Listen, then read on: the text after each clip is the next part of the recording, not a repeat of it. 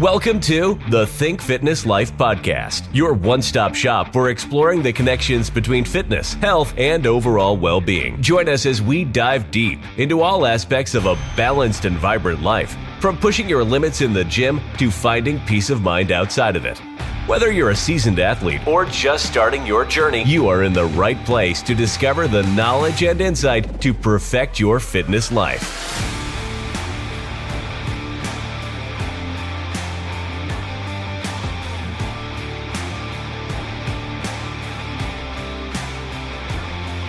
All right, welcome back to the Think Fitness Life podcast. As we continue with our series of sitting down with people throughout the industry, health, exercise, and nutrition, to get a different aspect of people's journeys, of people's training, where people come from, and what people go through throughout their journey. And a lot of times I think people will look at coaches and trainers and they will think, oh, they were just genetically gifted, or, oh, they must have had the potential early on to do that. That's not always the case. A lot of time it takes a lot of hard work, day over day, month over month, year over year, to get to where someone needs to be. And that is embodied by our next guest. She is an actor. She was in the corporate world. She came over from a different country. She built a successful training business and has used fitness to drive her success, her mental success, her business success, and her overall passion to be a leader in the industry and to help people out. And that's really what coaches do. We really want to spread that information to help people out. So, coming on the show today, we have Kerstin Schulze, who is a fitness trainer, competed in bodybuilding years ago, and is currently pursuing an acting career, is doing it all. So we welcome her onto this show today. So what got you being big into the fitness world? I know that I've been on your website. I was kind of stalking your Instagram page when they sent it over. What really brought you to fitness? Because when someone goes to your fitness page, especially an other female, they're going to be like, holy hell, this girl is strong, ripped, and how did she get there? I love that question. It goes all the way back to when I was 12 years old. Sports was always my escape from an abusive family. And it was my safe space where I could de-stress and find a community that was very supportive. I ran track. I'm a junior silver medalist holder at the Junior Olympics in Berlin for heptathlon, high jump, far jump, shot put, 200, 400 relay, 400 meter sprints, and then relay.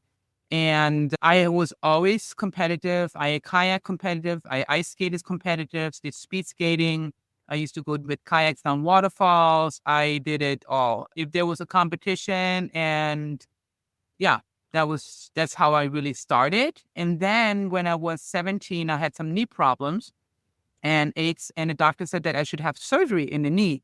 And meantime, I wanted to become a physical therapist. So I did an internship with this amazing physical therapist who told me, start bodybuilding and work on your quad development, because running and going in bodybuilding is very different as far as we're doing explosives, plyometrics, and all of that when you run. But when you bodybuild, you specifically work on strengthening the muscle around the joint area, and not just for the vein part, but also for the functionality.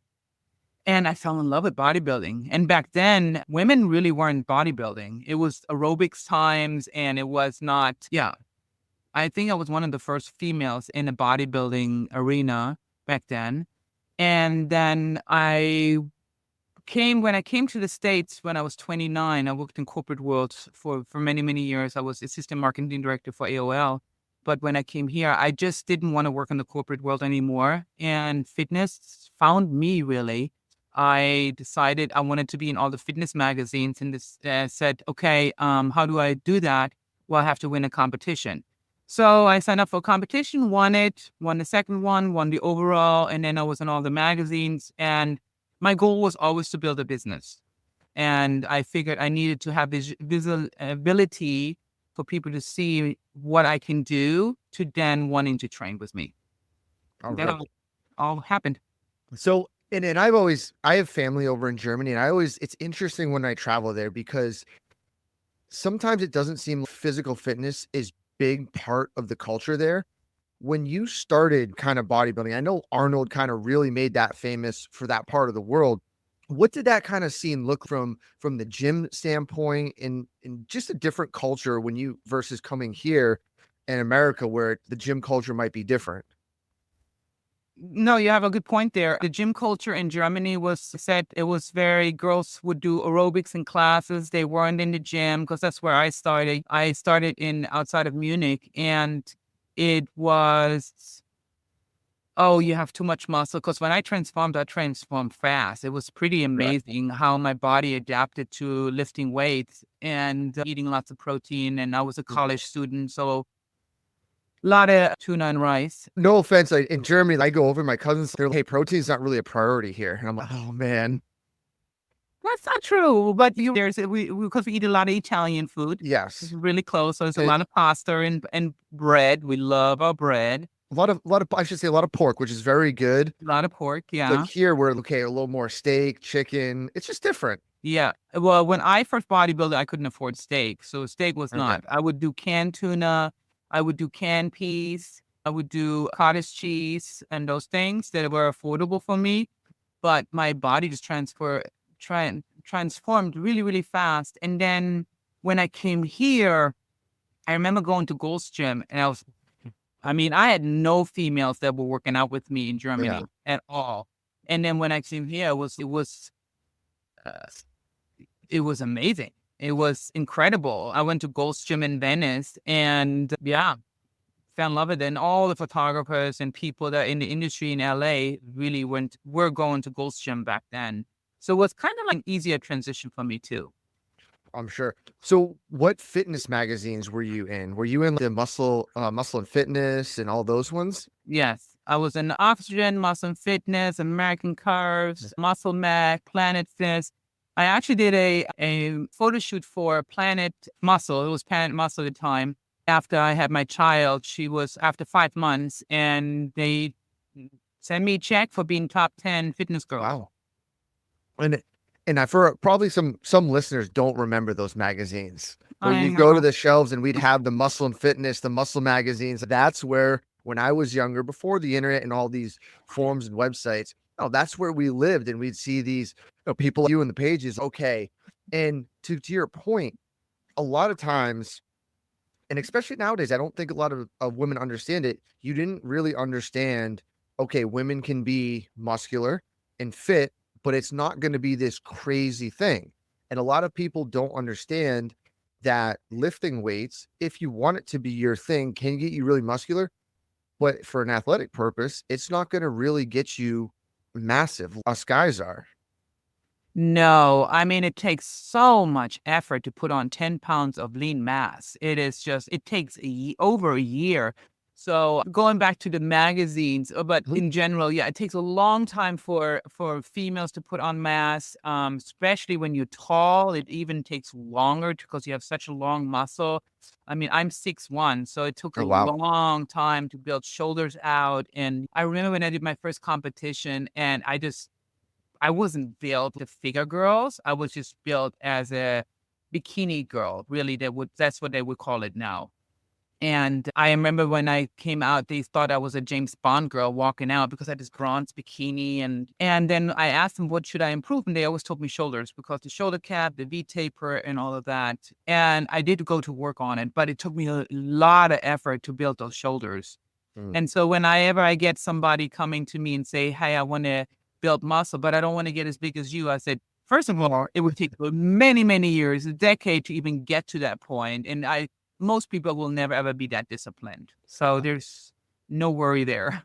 I'm glad you said that. And I want to unpack two things with that because there are many, I think, females that think, okay, if I do shoulders once or twice a week, I'm all going to sudden be ripped. Not What at all. you've done, Mhm. and if people are listening or they come and see this, and to build a physique, you're going to have to put in that overtime work and ethic and really try to push the human physiology past what it's really wants to do.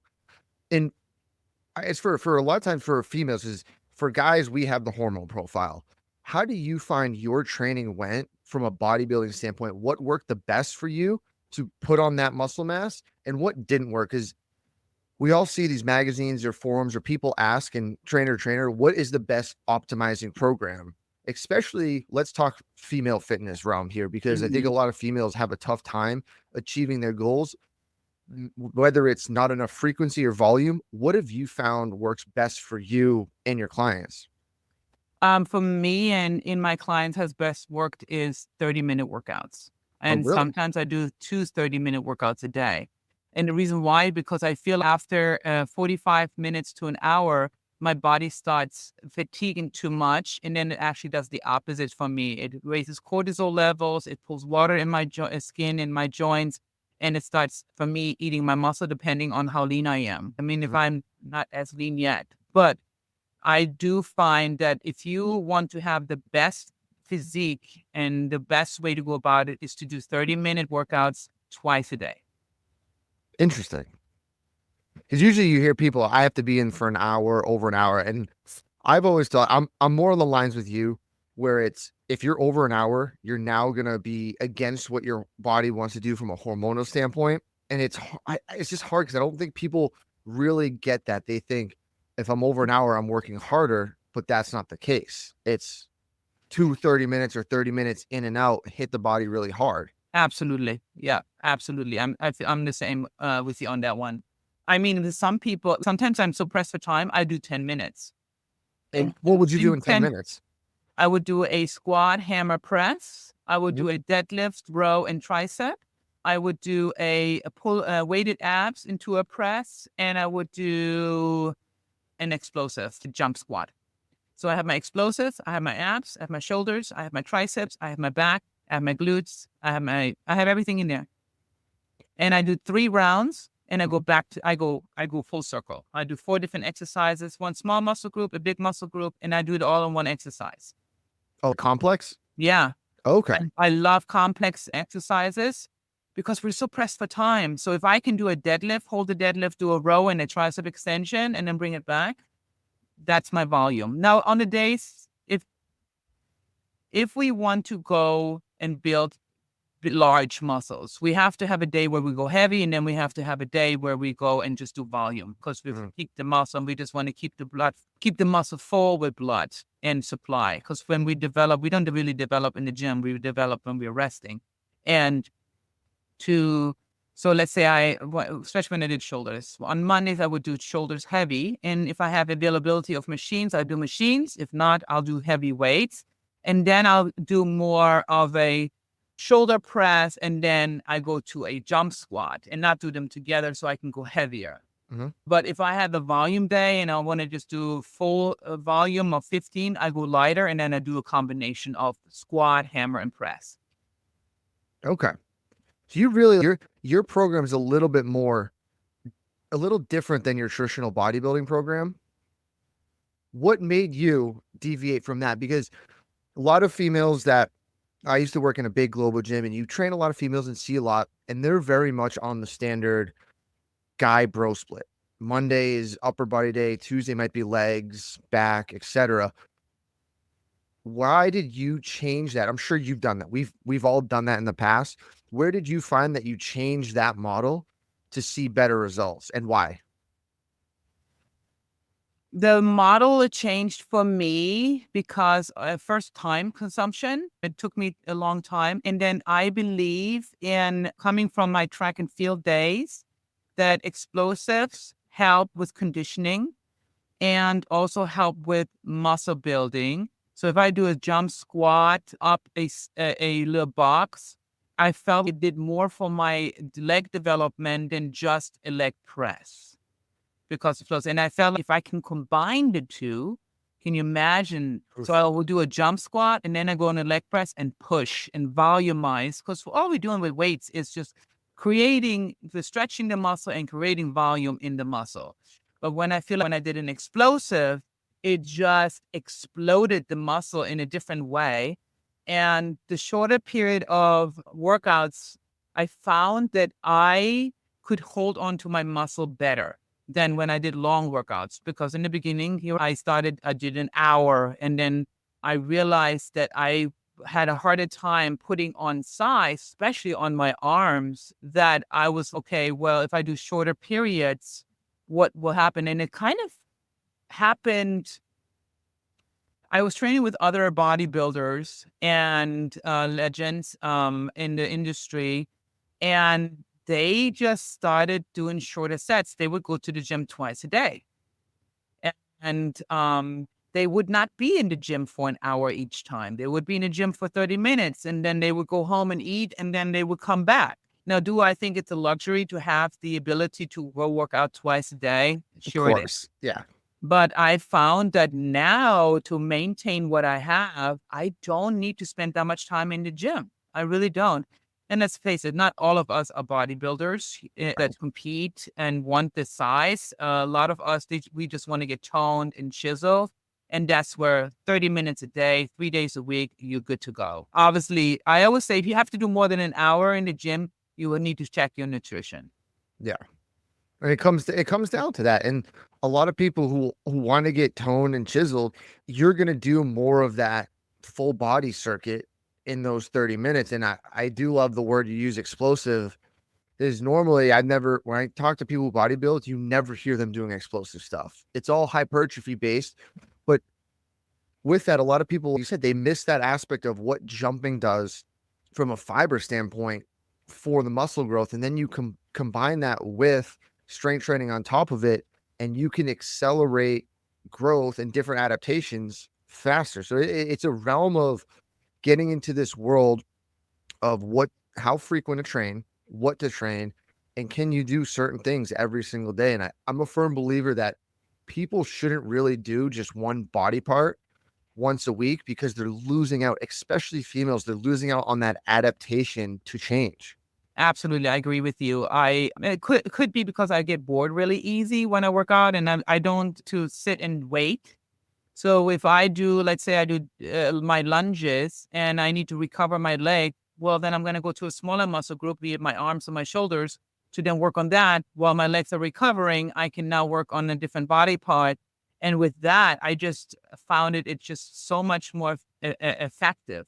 And who doesn't have 30 minutes to work on themselves? Exactly.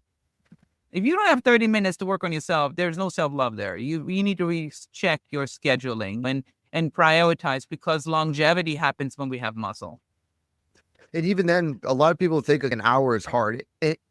And let's say an hour could depend if you have to drive to the gym and all that stuff. If you just take that 30 minutes and put it to the constraints we talked about, your workouts are going to change. And what you and I both realized when we went to gyms and go to gyms and train is people do waste that time in between sets. Instead of moving on to a exercise, talk, and then a lot of it is what I see is phones. People love to scroll through their phones and sit there for 2-3 on minutes. The machine and not get off the machine while they're on their phone. It's one of my biggest pet peeves. Come on, we need to get moving. Oh, see, I'll go over and purposely, hey, I want to work in. You think I can jump in while you're resting? And I'll kind of push that, because you do see that you can get more out of the time that you're in the gym for less if you just keep hammering it home and just working through that. I actually just recently had a lady come over to me, and not that she was on the phone, but I was on one machine, and she came to me and she said, "You look at what you're doing." And she saw me doing 3 different exercises on one machine. And the reason why I started doing that is because people hawk the machines. And I was so tired that I couldn't switch from machine to machine, because it was just people on their phones doing too much things. Right. So I figured out, okay, on a pull-up machine, I can do pull-ups, I can do glutes, I can do dips, I can do so many different things. And she saw me doing these things, and she asked me, well, why do you do this and that and how? And so I explained it to her.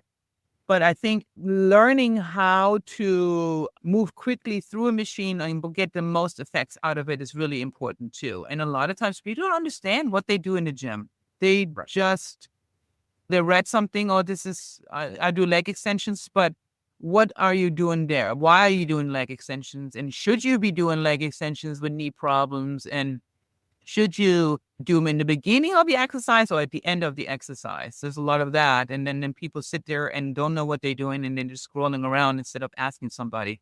Mm-hmm.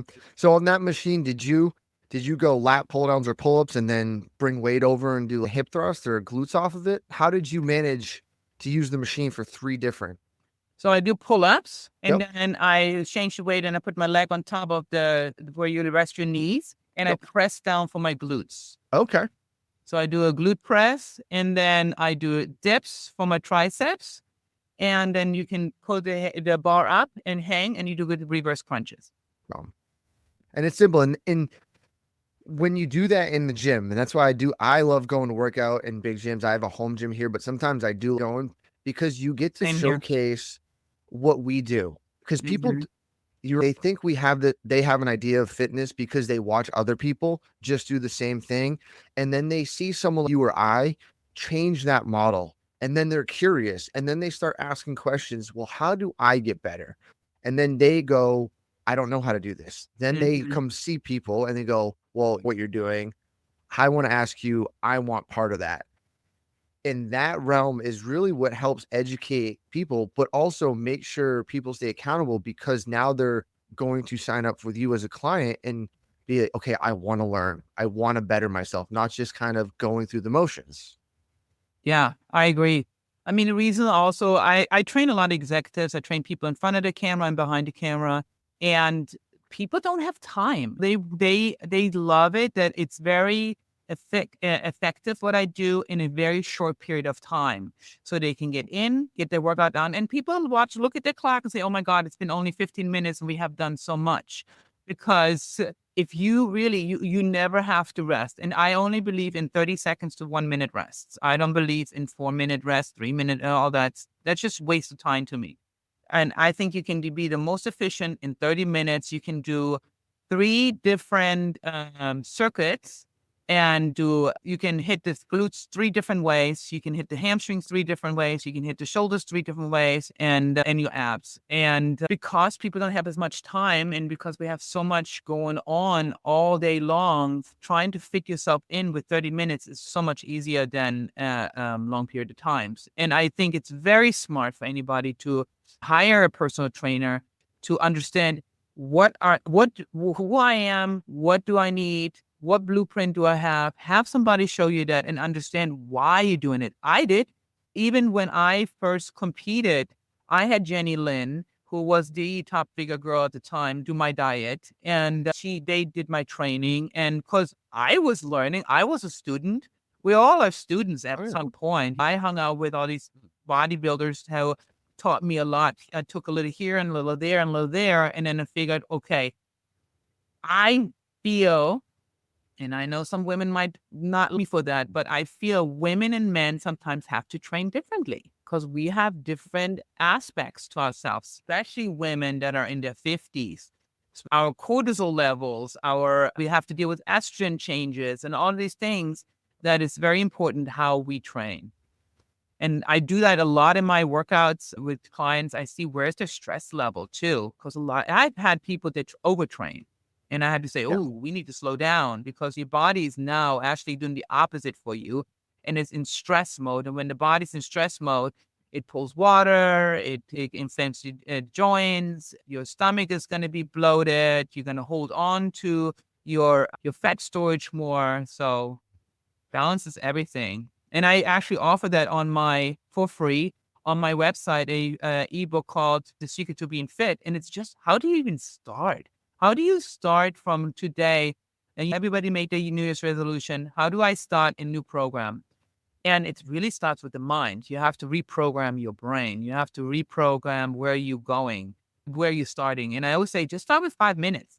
Don't even think about an hour. Just start 5 minutes. If you can do, let's say you have to do, yeah, we want to go to the gym or you don't want to go to the gym, you do it at home. Do something for 5 minutes, set a timer, and then stop. And then do it every single day. After 2 weeks, you are craving those 5 minutes. Oh, yeah. It's going to be your time. Yes. And Your then it time. becomes 10, then it becomes 15, and then now you're in the new program.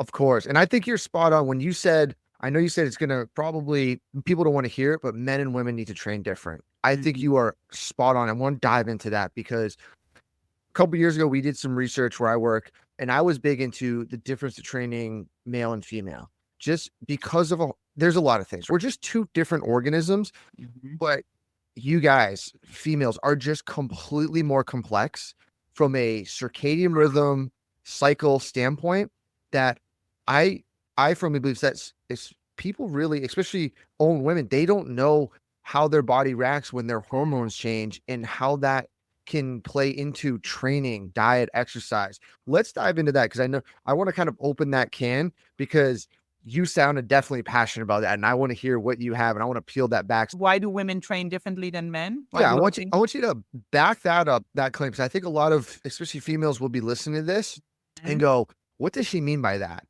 I should train guys." Let's unpack that. So, great question. I believe that when men train, it just starts already. Okay, let's say we both go to the gym, we both work out. A man usually is not hungry after they train.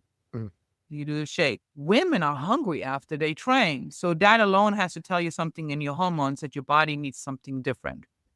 The reason why I don't train a guy is because, especially if going through menopause and all of that, is because I have to train when I feel the best. I have to get more sleep than a man. Women have to get 9 to 10 hours of sleep. Men can get away with 6 to 8 hours. So the repair is longer. I could maybe not hit the same muscle group as a man. So let's say a guy can hit quads on a Monday and then Wednesday, and a woman will probably need longer recovery for that. It has to do with the hormonal changes as far as even lifting as heavy as a guy. I always say if you want to train the guy, you're going to look like a guy. So guys train certain things, chest weight. And I don't train chest. I have to train chest. But men always ask me, so how much do you bench press? I don't bench press. I don't need to bench press. And if I do bench press, it's just so I can get rid of my lymphatic a little bit, because women, we have to work on our lymphatic, our water retention, all of that. So there's certain exercise I do with my females just because we want to activate lymphatic drainage. When men don't have to do that. Bicep, I don't know many women who want big biceps. If you start training with a guy, but guys love to train biceps when you're going to develop biceps. So I always thought women have a different physique look-wise. If you want to look feminine and you want to have an athletic body, the training for your physique is differently than for a guy. Guys want big pecs, big shoulders, big arms. They want big legs and calves. Women tend to not want that. But if you start training like that, you're going to get it. If you just focus on training your biceps, you're going to get big biceps. And then to me, I think a well-developed shoulder, well-developed V-taper, and a small waistline is great for women. Well, when you're doing a lot of rows, single rows, you thicken your lower part of your back. So if for a guy, you want to have a big V-taper, you want to have a big back. Well, women, we just want a high V-taper. We wanted that hourglass shape. So I always train women higher up, where if I'm training a guy, I'm going to make his lower back thicker. So there's all kinds of things as far as aesthetically, what we want to achieve that's differently. It has to do with rotation diets. Women should, for instance, have more carbs a week before they get their period, if they still get their period. So all those things play a role in our hormones because we can't mess with our progesterone when we are trying to lean out. So you have to know these hormonal things.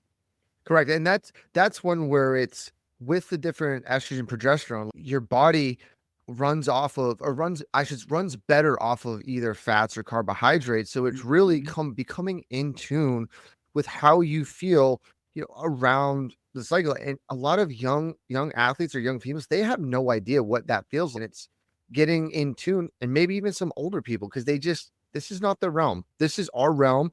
And it's important, especially I think it's important to educate a lot of the young females. Because in this world of the gym, most females are, I want to be careful with my words, but when guys walk in, they have an ego and they say, oh, that female's really not strong. Every time I have a female client or athlete, I want you to be strong, to break down that demographic when you walk into a gym and understand what you can do it with your physiology. And that's the most important part. And as we see with someone, you can do it. And people love to see that and want to see that, especially on social media and all these platforms, when they see a strong, powerful woman that's not just looks good, but also can lift heavy, because there's that big stigma. If you lift too heavy, you're going to look like me. And that is not true. Right. I mean, I'm very, very strong. I can probably outlift 60% of men. And I love being strong. I love the feeling of being strong. And I feel strength comes with longevity.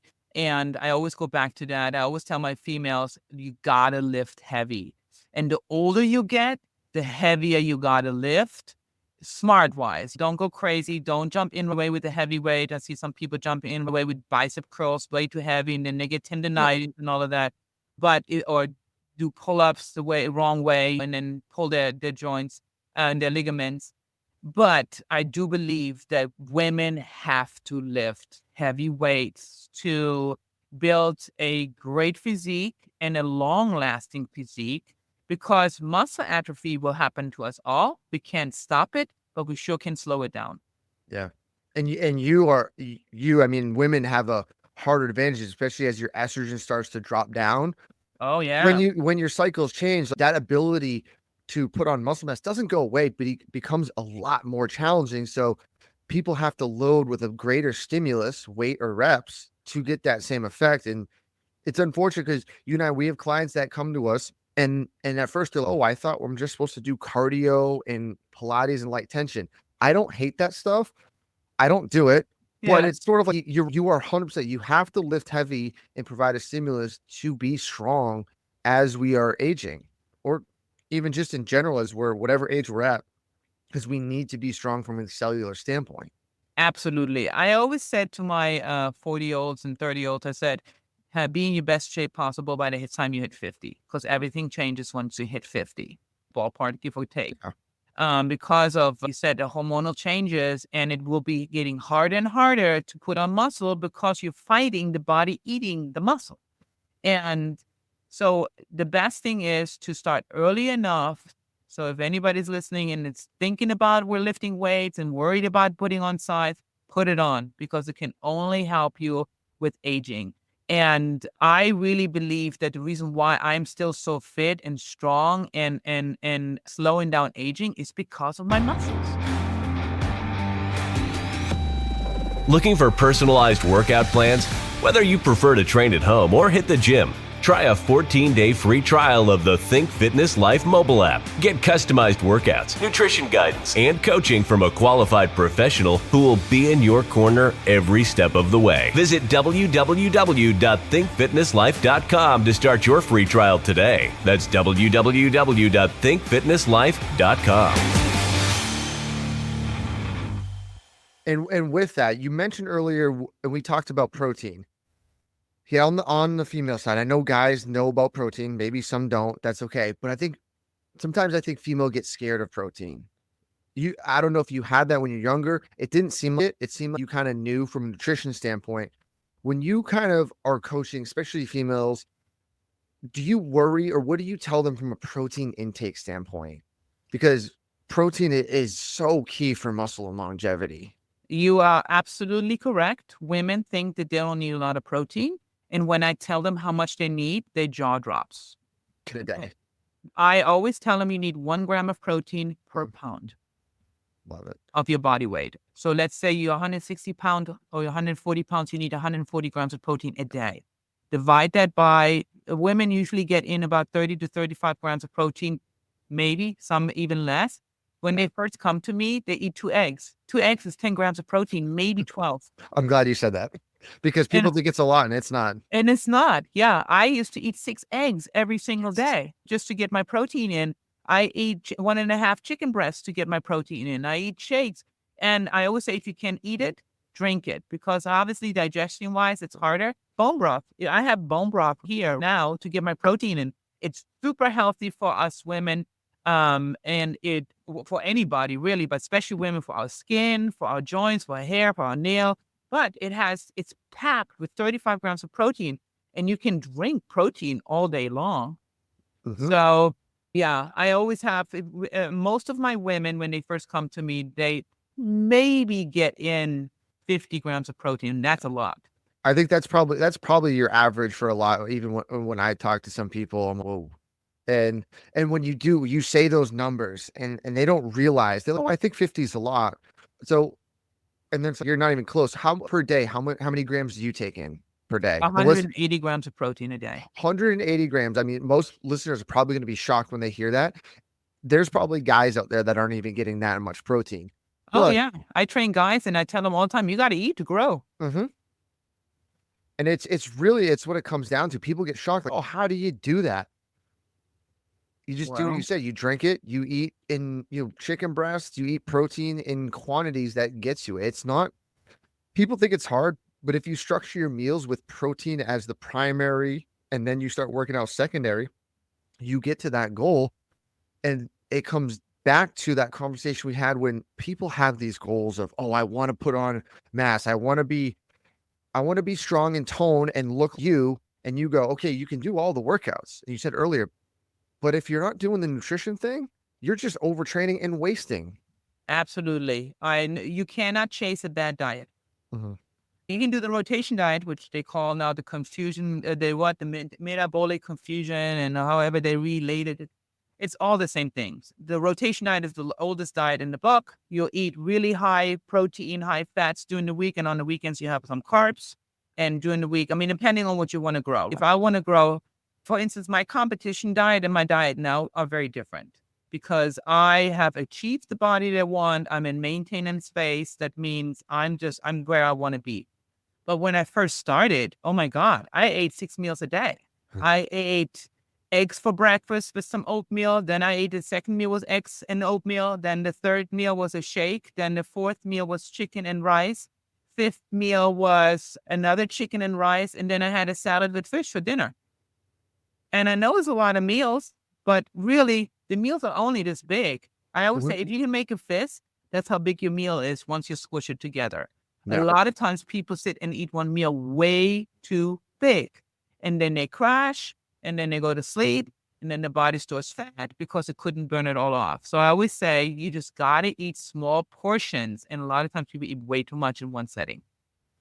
That's our probably world in America. I don't know. I think in Europe it might be a little bit different, but you Yeah, come over here and it's just you can see people what they're eating, what they're putting on their plates, it's the sizes of it. And in fairness, a lot of trainers and strength coaches, you and I, we could sit down and it'd be a good meal and eat that. But most of the average people with weight loss goals are telling me they don't need all of that. And a lot of the stuff we tell what we eat is, you said, a salad and protein. It seems a lot, but there's not a lot of calories. You get good nutrients, Yeah, but it's not pouring on just crap or junk calories. exactly. A calorie is not a calorie, I always say. So you can have a bad calorie, which is processed, high sugars, and so on, or you can have a good calorie, which comes from good fats, proteins, and some good carbs, which is you can have. People don't understand. If you eat an apple actually has the amount of calories that is in an apple is less than the calories we take to digest the apple. So the apple becomes a fat burner. So eat your damn apple if you want to lose weight. Instead, people going to go to some processed sugar thing, whatever it is, ice cream, cookies, and say, well, it's the same calories. They say two cookies has 50 calories and the apple has 50 calories. Well, the sugar cookie that your body has to digest is going to go to your thighs or wherever, your belly or wherever. The apple is not. It's high in fiber. It's mobilizes, help the body needs so much energy to digest that apple that it now becomes beneficial to your body. Yeah. And is that something let's get into, I'm going to keep it, if it's okay, keep it on more on the track of leaning towards talking to other women. Yeah, totally. When they come to you and say, okay, I want to lose weight, I want to tone up, and they're in that conversation, because this happens, I think, daily with a lot of my clients and athletes. And I feel it's hard that they try to get the idea what's going on. When someone comes with you with those questions as a female, what is the reaction and what are you going to tell them to do from a nutritional standpoint? Well, the first thing I always do when somebody comes to me and said, I need your help. I said, okay, what's the problem? Either I'm stuck. Usually I'm stuck. I can't lose the last 15, 30 pounds. That's usually what I get. Or I have tried everything and nothing helps. So then I say, write down for me what you ate the last 3 days. I want to know from the way you make up to what you're drinking, what you're eating. I want to know the times which you're eating it. I want to see her habits. And then once I know the habits, and I ask, okay, what is your age? And what is the last perfect weight that you were in and how long ago? Because then I know if they've been this for a long time, or if the body will go back to the old way faster. The longer we wait, the longer the body will take to get back. And that's why I always tell women when they're after their childbirth, even the doctors say, oh, you shouldn't work out for 6 weeks. I think that's crap. I think you should work out 2 weeks after you gave birth, get back in it, work out. You got 5 months to transform your body because your body gets used to being a certain way. And especially you stretch the stomach muscles, they're fresh stretch, bring them back in. Unless you completely rip them, they need to be sewed back together. That happens too. But so the first thing is always, let me see how you're eating, what your lifestyle is. What time do you wake up? What time do you go to bed? Do you have children? Do I need to work around food that you have to deal with children? So I have to see their stress levels too. What have you been doing? I had the incident for somebody who came to me and said, oh, I work out twice a day. I work out 2 hours a day. Way too much. They already know their cortisol levels out of the yin yang, especially if they're over 40. If they're younger, that's different. We can get away with when we're in our 20s because we have so much more testosterone as women. But when we are older, less is more. And nutrition-wise is when do you eat it? A lot of times people eat their carbs for dinner. And I always go back to a car. If you're fueling your car with fuel during the day and you're parking your car at night and it's full with gas, and then you go out and say, and you go and put more gas in it at night, well, it's going to overflow. Carbs, sugar is just gas in the tank. It can work for our benefit. So we need, obviously, our brain function, we need energy, we need some sugar in our system. Body uses sugar. So when people say, oh, no sugar at all, well, that's not how it works. We need a balance. And so I always look at what is their lifestyle. And then I always say, usually a rule of thumb is I don't do carbs for dinner. Unless you have a marathon to run the next day or something, you need to carb load because you need your glycogen in your system. You really don't need it. Yeah. Yeah. Yeah, same. I usually tell people, or even myself, I shut carbs out after my 2 p.m. snack or whatever you want to call it meal. I'm done with carbs. It's just vegetables and protein. Yep. That's a good way to go. I always do this too. And some people should have breakfast. There's a 30-30-30 rule that some people have to go by. Is because you on the 30 minutes of awakening, you should have a 30-minute workout and 30 grams of carbs, protein. And that's how they work. So finding out, I have a client now. She came to me and she's a marathon runner. And she couldn't lose weight for a year. She had lower back pain and everything. So I had her write down for 3 days what it is. I put her on a prolonged fasting for 3 days because I needed to reset her system. And I love prolonged fasting to reset the body. And then I put her on a low carb for during the week. And on the weekend, she could have carbs. And just to get her into a keto state and ketosis state. And then depending on when she had to run, I said, okay, you can have your carbs around your workouts because that's when you need the energy. But don't have it if you don't need to go and run or do anything like that. Then you can get your energy from fat. She lost 16 pounds. I figured out, okay, why is her back keep hurting? That means she would go to a chiropractor over and over and they adjusted her. I said, well, a chiropractor is good to fix the problem temporarily. But the source of the problem is because of the way you're running. That was my gauge. I said, you need to see a running coach, a specialist that knows how you run. And sure enough, her hip was out of line from all the running she did. And that's caused the lower back problems and so on. And then I went and now she plateaued. And so I said, okay, we need to bring in the protein in the morning and cut it out at night. So you're eating too late. And if you're eating, and she ate a lot of steak. And in bodybuilding, as we know, you eat steak to beef up, right? Oh, yeah. So if you want to look swole and beef, you eat steak. And it's great creatine in it, great to have round muscles and so on. When I did a competition, they had me on just steak and potatoes. I couldn't see steak for a while after that. But because I was so shredded and it was working against me to be on stage that shredded, because in figure you had to be a little more fuller and softer, I had to eat steak and potatoes. So I told her, I said, well, you're eating stuff that makes you hold water and beef up. So the best thing is to lean out is fish. So I put her on fish. Sure. At Love times. it.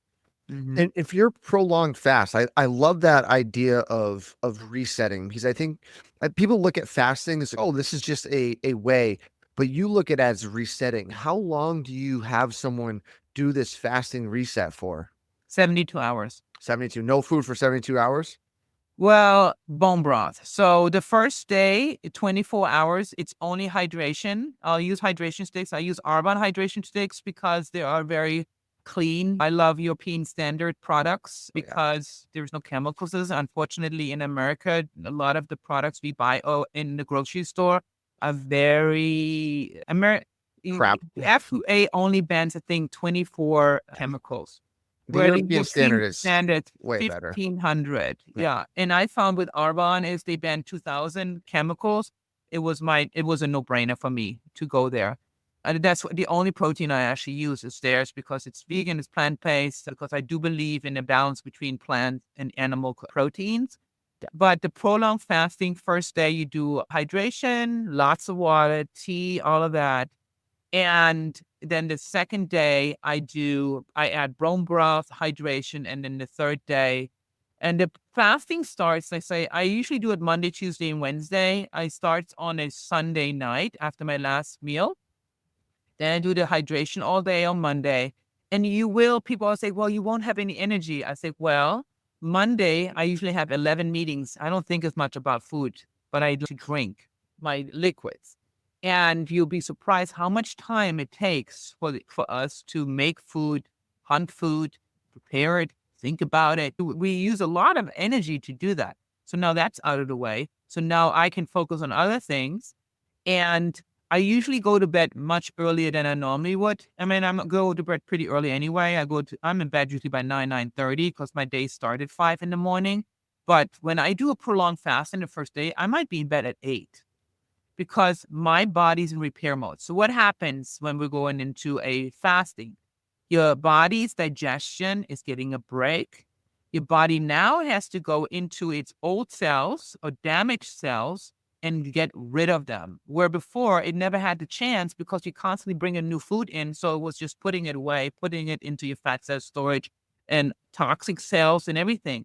So once you took all that food out, now the body has to go and take those cells and use them for energy and use them to cope for the day, which is what we want. So now all those broken cells go away.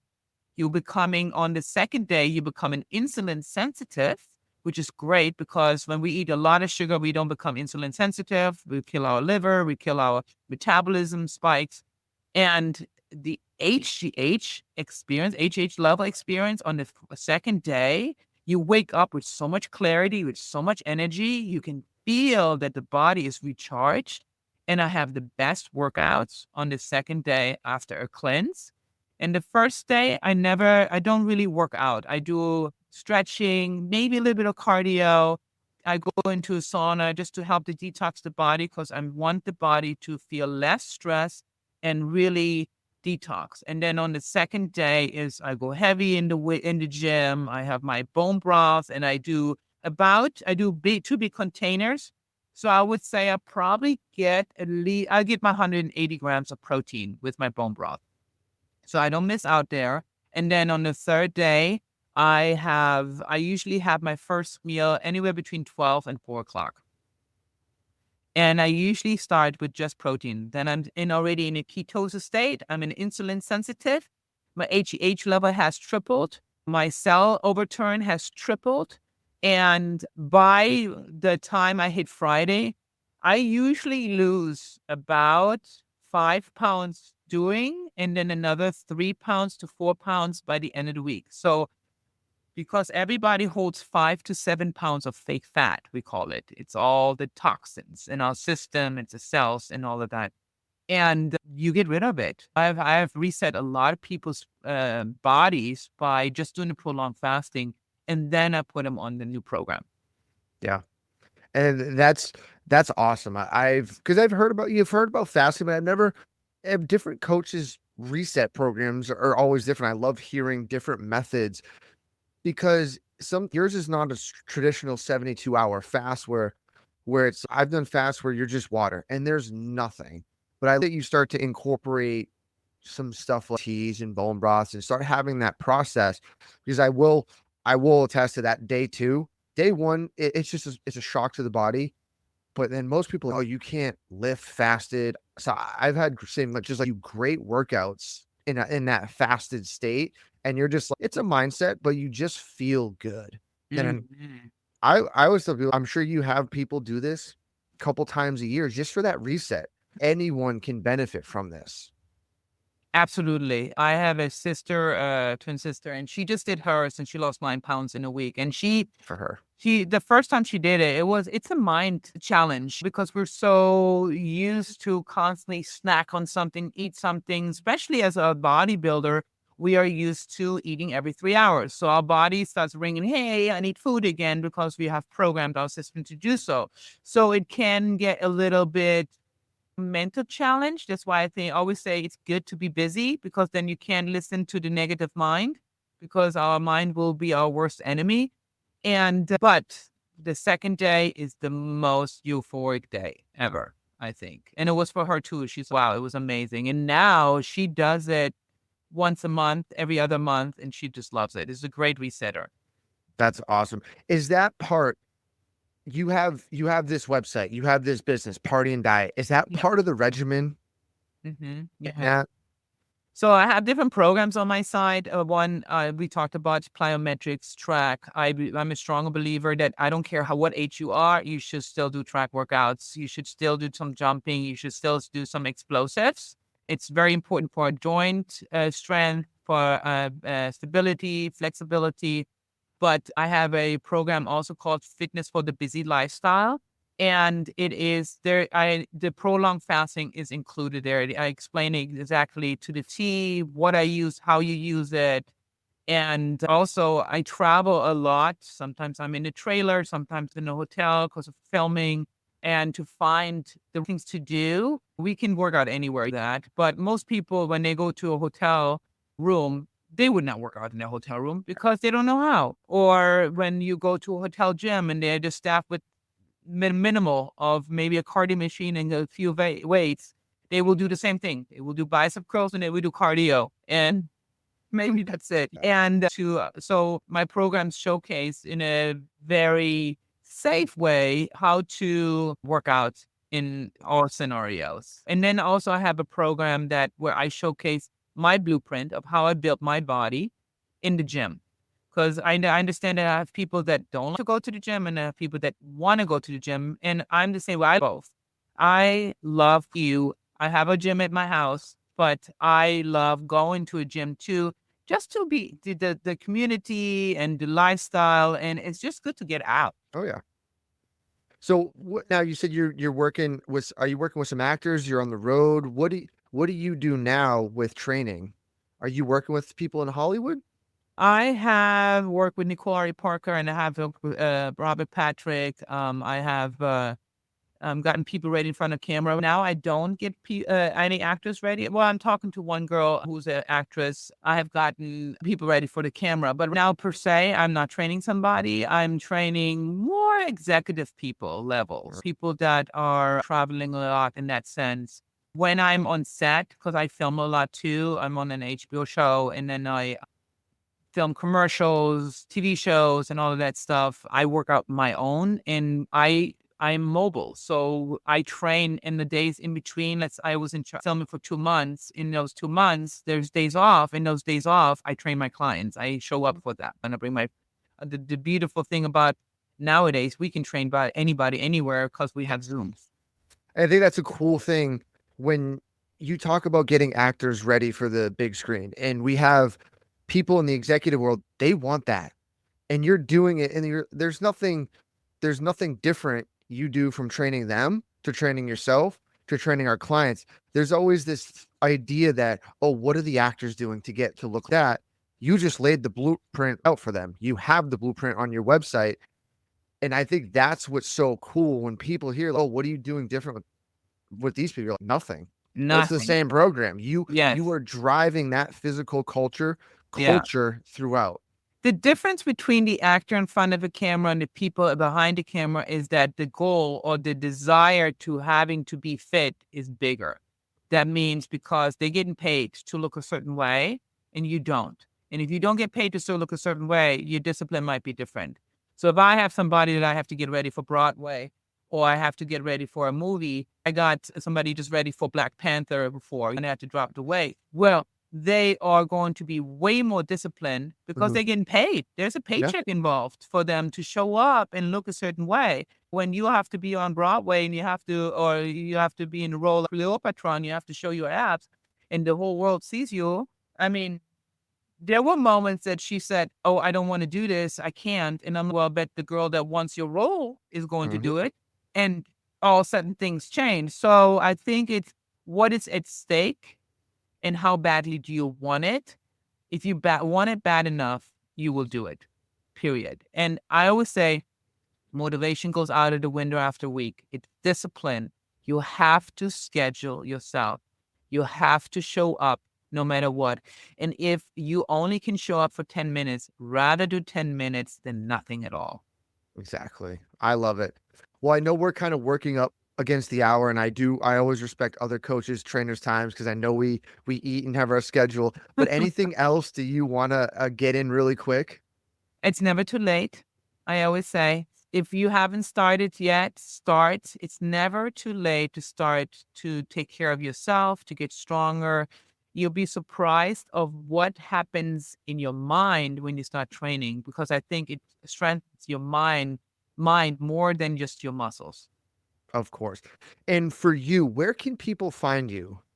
You can find me on my website, partyanddiet.com, or you can find me on my Instagram, Party and Diet. And yes, I do check my own Instagram. I don't have a social media person doing my Instagram. I do answer questions, and I love when people reach out and ask, can you help me with anything? So those are my two go-tos. I have a Facebook too under Kerstin Schulze, but really for the fitness part, Party and Diet is the way to go. Yeah, and if you're listening, go check her out. Her page is impressive. You're going to see her ripped, getting after it, and doing all that stuff. Thanks, Harry. We do appreciate you coming on. If you're ready to make steps towards improving your health or increasing your performance, book a free 30-minute call today by visiting thinkfitnesslife.com.